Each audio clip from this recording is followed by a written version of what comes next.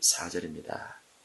여호와께서 너희의 말소리를 들으시고, 여호와께서 너희의 말소리, 너희란 누구냐면 보면 신명기 1장 26절에서 가나안 땅에 대한 악한 평을 했던 자들입니다. 악한 평을 했던 자, 가나안 땅에 12지파의 족장들이 정탐을 갔습니다. 정탐 가서 두 사람은 정탐에 대한 정확한 소식을 말하면서 하나님께서 함께 하시면 이렇게 말을 하고, 나머지 10사람은 정확하게 말을 했지만은 하나님을 대입하지 않고 우리가 연약한 자이기 때문에 죽을 것이다 라고 생각해서 악평했던 자들입니다. 사람의 눈이 있어 어떠한 사물과 어떠한 사건, 어떠한 현장들을 정확히 보는 것은 중요합니다. 그리고 거기에 하나님이 있느냐 없느냐에 대한 믿음의 대입은 더 중요합니다. 믿지 않는 사람들은 더 대입할 신이 없죠. 믿음의 사람들은 대입할 신이 있죠. 그래서 신약시대도 믿음이 아주 중요한데, 환경에 처한 여건보다도 믿음으로 바라보는 것이 훨씬 더 중요한데, 여호수아와 갈렙은 믿음으로 바라봤고 나머지 10족장들은 믿음 없이 현상만 봤다, 이렇게 볼 수 있습니다. 그래서 현상만 보고 하나님 없이 말한 그와 같은 사람들을 향해서 여호와께서 너희의 말소리를 들으시고 노하사 맹세하여 이르시되, 이 악한 세대 사람들 중에는 내가 그들의 조상에게 주기로 맹세한 좋은 땅을 볼 자가 하나도 없으리라. 하나님께서 약속하셨습니다. 애굽에 살고 있는 장정만 60만 명 되는 사람을 그곳에서 꺼내서 하나님께서 준비하신 젖과 꿀이 흐르는 땅인 가나안 땅에 넣어주기로 약속을 하셨는데, 언제부터 약속하셨냐면 아브라함부터 약속하셨어요. 그리고 아브라함이 약속을 받아서 아들에게 가르치고, 아들도 또 아들에게 가르치고, 아들이 또 다시 요셉에게 가르치고, 요셉이 그 후손들을 가르치면서 애굽의 400년 동안 이스라엘 백성들은 하나님께서 어떠한 사람을 통해서 언젠가는 우리를 애굽에서 건지는 것이다 라는 그 약속을 700년 동안 기억하고 있었죠. 그리고 그 약속의 근거를 해서 하나님께서 모세를 보내서 그들을 건져내는데, 건져내면서 그들이 하나님께서 우리에게 약속하신 땅이 좋은지 안 좋은지, 그곳에 살고 있는 사람은 어떠한 사람들인지, 이와 같은 것들을 정탐을 통해서 알게 하자라고 말을 했을 때, 모세가 그 말을 좋게 여겨 정탐을 보냈다가 10족장의 지파의 족장들이 하는 악평에 대해서 하나님께서 노를 바라시게 된 겁니다.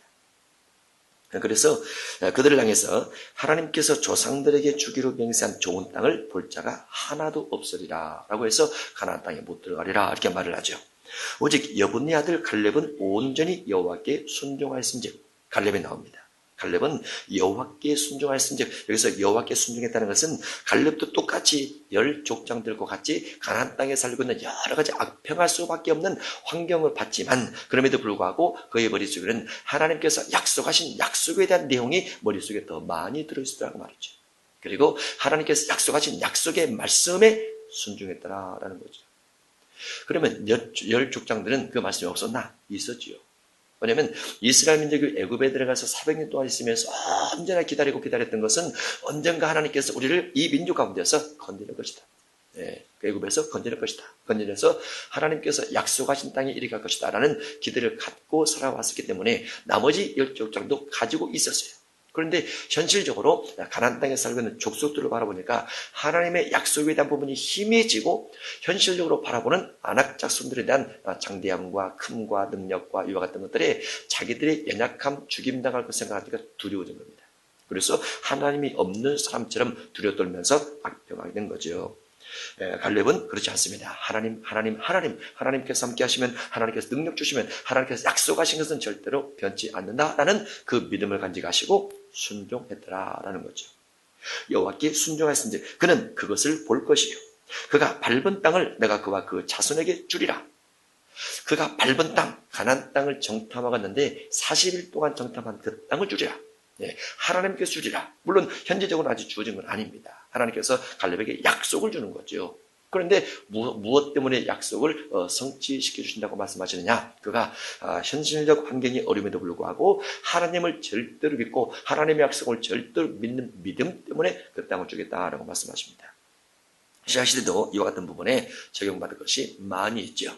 우리의 삶에 여러 가지 여건들이 있습니다. 안 좋은 여건들이 있습니다. 안 좋은 환경들이 있습니다. 환경을 바라보면 불가능하죠. 모든 것이 안 됩니다. 내 능력과 내 힘으로는 안 됩니다. 그런데 주를 믿으면, 주를 믿고 기도하면서 가면, 주를 믿고 기도해서 성령을 받게 되면 성령이 일을 해주시죠. 사람이 할 수 없는 일을 하게 해줍니다. 사람이 바라봐서 안 되는 것들을 성령께서 가능하다라고 생각을 넣어주시기 시작하죠. 그리고 머리를 열으시고 힘을 열으시고 능력을 열으시고 환경을 열으시고 물질을 자꾸 열으시죠. 그 열어서 주어질 환경 속에 결국 우리를 하게 되는 것을 볼 수 있습니다. 그것을 믿음의 삶이라 이렇게 말을 합니다. 성경에 나와 있는 하나님 앞에 응답받은 많은 사람들은 이와 같은 믿음을 살게 되었죠. 37절입니다. 여호와께서 너희 때문에 내게도 진노하사. 너희가 누굽니까? 열 지파 족장들의 악평입니다.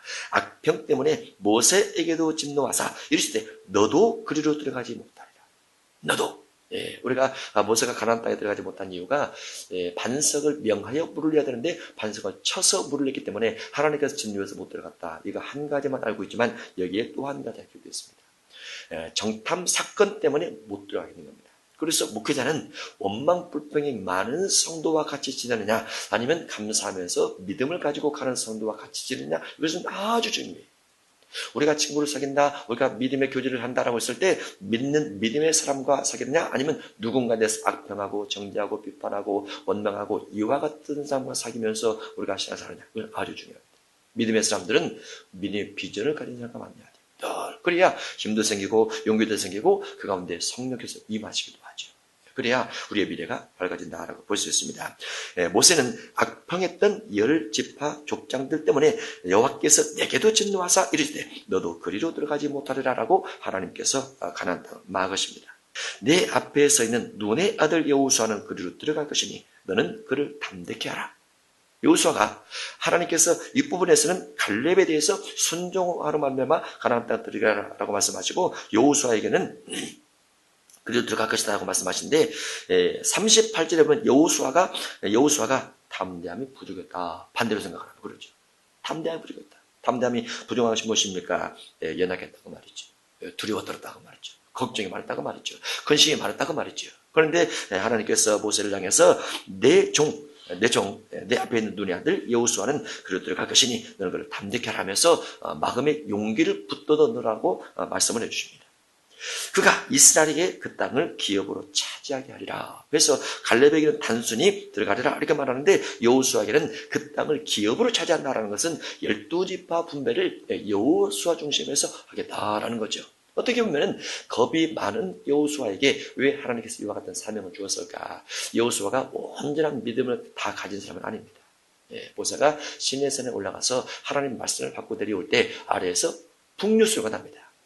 그때 여호수아가 잘못 판단했어요.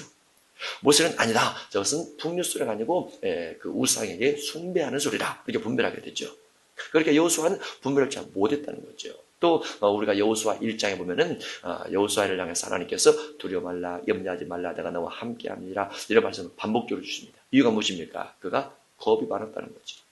그런데 하나님께서 여호수아를 쓸 수밖에 없는 이유가 있겠죠. 그가 겁이 많고 두려움이 많고 담대함이 부족하고 뭔가 분별을 여기 정확히 하지 못함에도 불구하고 하나님께서 왜 여호수아를 썼을까? 거기에 갈렙과 같은 순종이 하나 있었다는 거. 순종. 그 다음에 모세의 말에 전적으로 순종함이 있었다는 거. 모세가 뭘 시키는 대로 모세가 어디를 가든지 다 따라갔던 그 순종이 있었다는 거. 그리고 또 하나는 여호수아에게 두려움과 걱정과 근심, 염려가 많았지만은 그 마음속에는 하나님을 사랑하는, 하나님을 의지하는, 하나님 앞에 응답받는 부분이 있었다는 거. 그래서 하나님께서 여호수아에게 두려워하지 말라라는 이 말씀을 들을 수 있는 기회가 있었다는 거죠. 그리고 하나님께서 여호수아를 쓰게 되는 겁니다. 우리가 여러 가지 환경 여건에서 두려움과 연약감 이런 부분이 간직할 수가 있어요. 그러나 기도하지 않으면 안 됩니다. 그런 사람들은 연약하고 부족하고 다 그렇지라도 기도해야 돼요. 기도하면 하나님께서 뭔가 지혜를 주시든 능력을 주시든 담대함을 주시든 하나님의 음성을 들으시든 이렇게 해서 우리가 하나님의 쓰임받는 도가 될 수 있더라고 말이죠. 담대하게 하라. 그가 이스라엘에게 그 땅을 기업으로 차지하게 하리라. 또 너희가 사로잡히리라 하던 너희 아이들과 불평했던 악평했던 사람들이 아이들이 사로잡히겠다라는 외침을 하게 되는데 하나님께서 사로잡혀 하던 아이들과 당시에 선악을 분별하지 못하던 너희 자녀들도 해서 가나안 땅에 들어갈 수 있는 대상을 여호수아, 갈렙 그리고 모세 제외하고 아이들과 선악을 분별지 못하던 자녀들 이렇게 하나님께서 말씀해 주십니다. 그러면 39절까지 해서 가나안 땅에 들어갈 수 있는 여호수아, 갈렙, 그 다음에 자녀들, 그 다음에 어린아이들, 이와 같은 종류가 들어간다 하면 이것이 그대로 신약으로도 이어질 것을 볼 수가 있죠.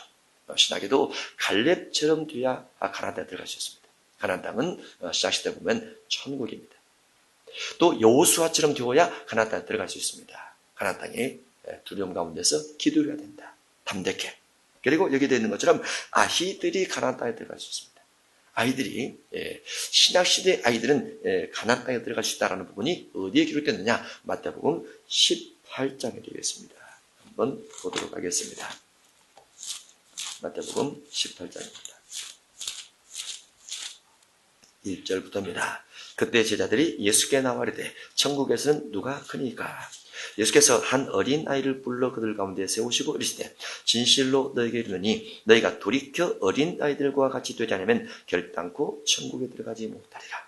돌이켜 어린아이들과 같이 되면 천국에 들어가리라. 그 말이죠. 4절 그러므로 누구든지 이 어린아이와 같이 자기를 낮추는 사람이 천국에서 큰 자니라. 또 누구든지 내 이름으로 이런 어린아이 하나를 영접하면 곧 나를 영접하면이 해서 어린아이가 천국에 들어갈 것을 말씀하고 있죠. 18장 2절에 보면 한 어린아이를 불러서 옵니다. 이와 같은 아이가 천국 들어간다고 말이죠. 그래서 신약시대는 구약시대와 더불어서 같이 어떻게 보면 사람의 태어나면서부터 악을 가지고 태어나는 성악설을 주장을 합니다. 그렇지만은 선악을 분별치 못한 아이들에게는 기회를 주는 것을 말씀하고 있죠. 기회를 준다. 다만 여기서 하나 주의할 것은 그리스도 예수 안에는 어린입니다. 그리스도 예수 밖에서 우상을 숭배하거나 다른 신을 쫓거나 그러면 제외된다고 봐야죠. 그리스도 예수 안에서 어린 아이들에게는 하나님께서 선악 분별치 못한 걸로 인해서 그들에게 가나안 땅을 약속해 주시는 것을 볼 수 있습니다. 너희 아이들과 당시에 선악을 분별하지 못하던 너희 자녀들도 그리로 들어갈 것이라. 그래서 가나안 땅에는 20세 이하의 선악 분별치 못한 자녀가 들어가고 그리고 여호수아 그리고 갈렙이 들어갑니다. 여호수아 같은 사람이 들어가는 것이 아니고 여호수아만 들어가죠.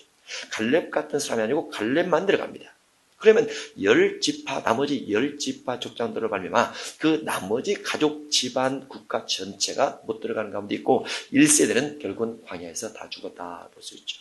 그리고 2세대 선악을 분별치 못했던 이 아이들이 나중에 나이가 자라서 나이가 먹고 세월이 흘러가죠. 그러니까 가나안 땅에 정탐을 들어갔던 것이 일주일 만에 갈 수 있는 거리였기 때문에 애굽에서 나온 지 얼마 되지 않아서 정탐을 다녀왔고 정탐을 다녀왔을 때 그때 20세 이하의 분별치 못한 자가 광야 38년, 39년을 지내면서 나이를 먹게 되죠.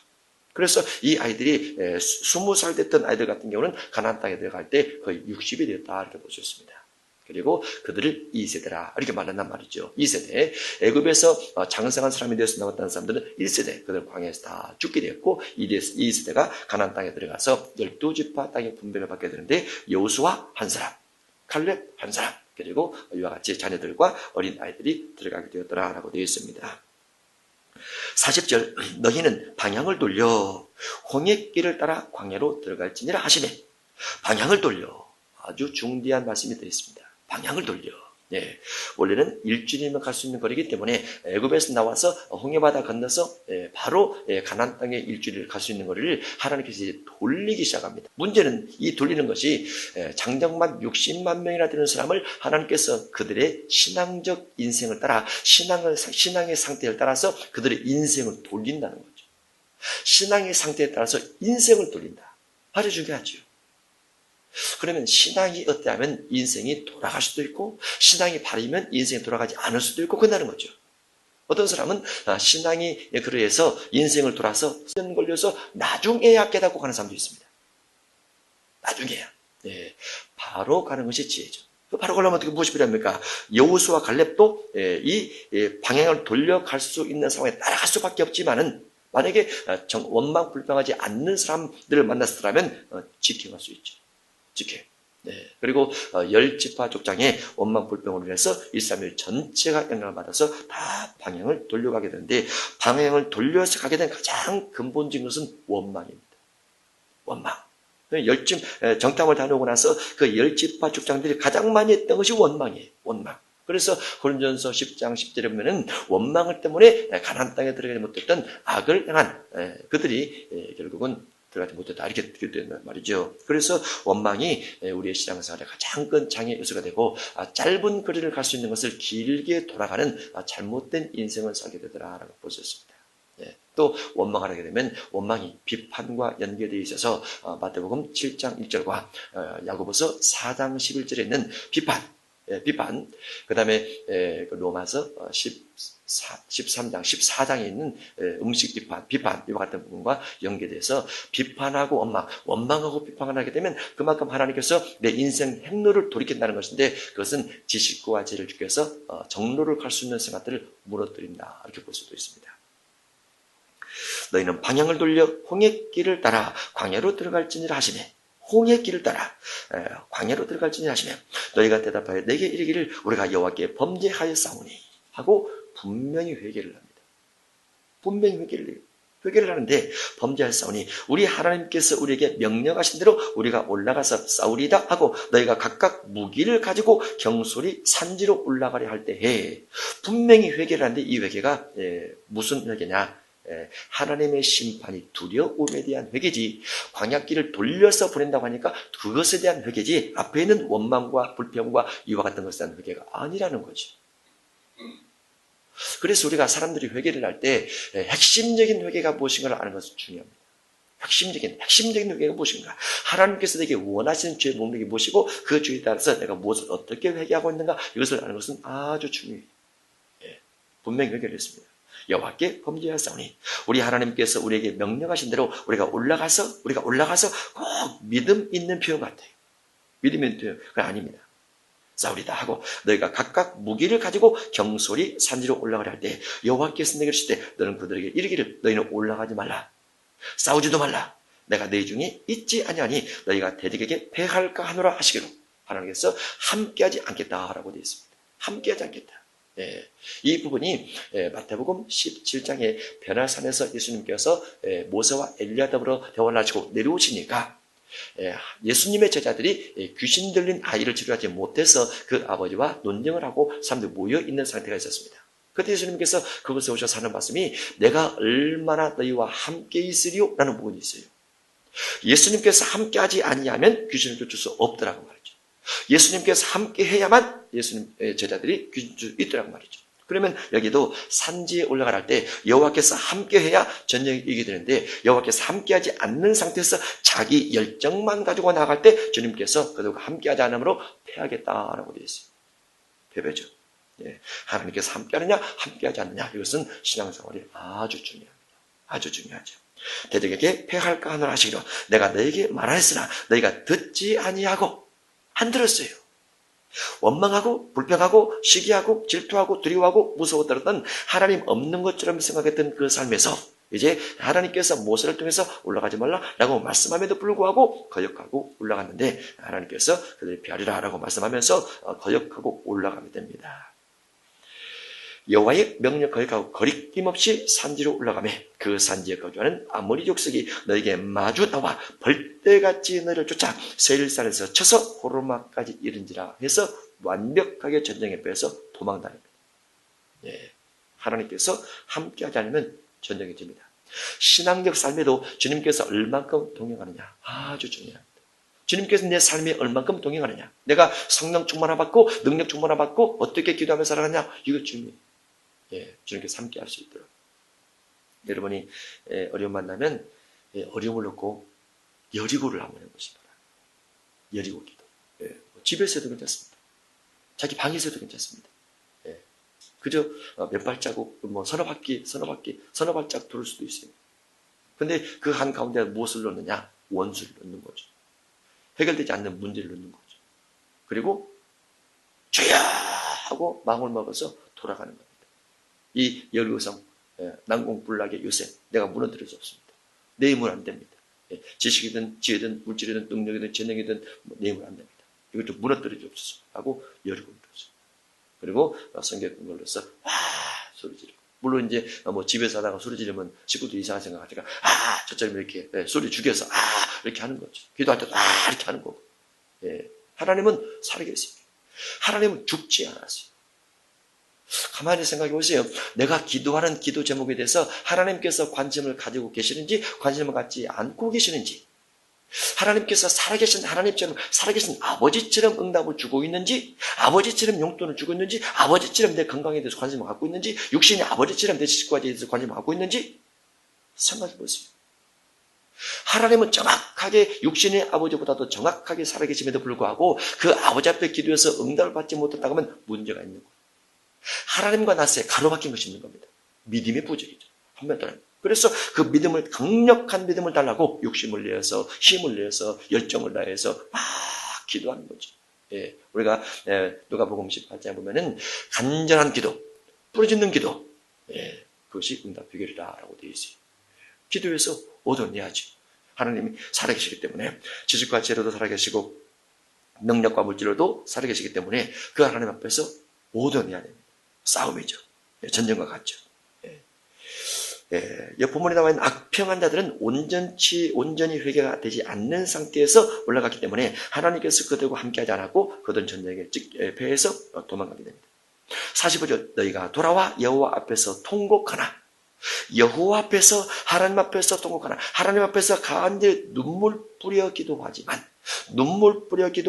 여호와께서 너희의 소리를 듣지 아니하시며, 부르짖을지라도, 눈물 뿌리자도 주께서 안 듣는 기도도 있어요. 왜 그럴까요? 무엇이 계산돼서 1장 26절에는 하나님 앞에 원망, 불평, 미움, 하나님이 없는 것처럼 여기서 하나님이 죽은 신처럼 생각해서 두려워하고 무서워하고 사람 환경만 많이 바라봤던 것들을 아주 회개치 않았기 때문에 그런 겁니다. 이런 부분들이 우리 내면에서 회개되어지고 철저하게 우리 내면에서 조각날 사라지게 될 때 하나님께서 함께하는 표적을 맛볼 수 있죠. 너희가 돌아와 여호와 앞에서 통곡하나. 여호와께서 너희의 소리를 듣지 아니하시며 너희에게 귀를 기울이지 아니하셨으므로 너희가 가데스에 여러 날 동안 머물러나니 곧 너희가 그곳에 머물던 날수대로니라. 머물던 날수대로 결국은 따라가지 못하고 그곳에 있게 됩니다. 그러면 이것을 반대적 생각을 하면 우리가 원망 불평했을지라도 하나님, 내가 인간인지라 사람인지라 현실을 바라본지라 환경을 바라본지라 인간이라 연약한지라 여호와 같이 악평했습니다. 주 앞에 부정한 말을 했습니다. 내 죄를 용서하시고 내 입을 치료하시고 깨끗게 만들어 주옵소서 하고 철저하게 회개하면서 주 앞에 나가게 되면 주께서 그 회개를 들으시고 받으셔서 이후의 삶을 축복해 준다라고 볼 수 있습니다. 하나님은 우리의 삶의 축복과 저주를 다 우리 마음에서 먹은, 우리의 생각에서 먹은, 우리 입에서 발설되어진 것 중심에서 우리의 인생길을 인도해 가신다. 그래서 그런 부분을 우리가 풀고 가면 하나님께서 함께 하시고, 하나님께서 함께 하실 때 승리의 삶을 살아갈 수 있다고 볼 수 있습니다. 한 주간도 지내면서 이와 같은 부분을 다 치료하시고 깨끗하게 되셔서 주의 능력을 받고 여러분이 꿈꾸는 모든 것이 성취되고 응답되는 축복의 한 주간이 되시기를 바랍니다. 오직 그의 피를 믿음으로 정한 마음 얻게 하시니 화목해 하신 주와 함께 왕노릇하리로다. 자유하리 주 보혈 날 건지셨네.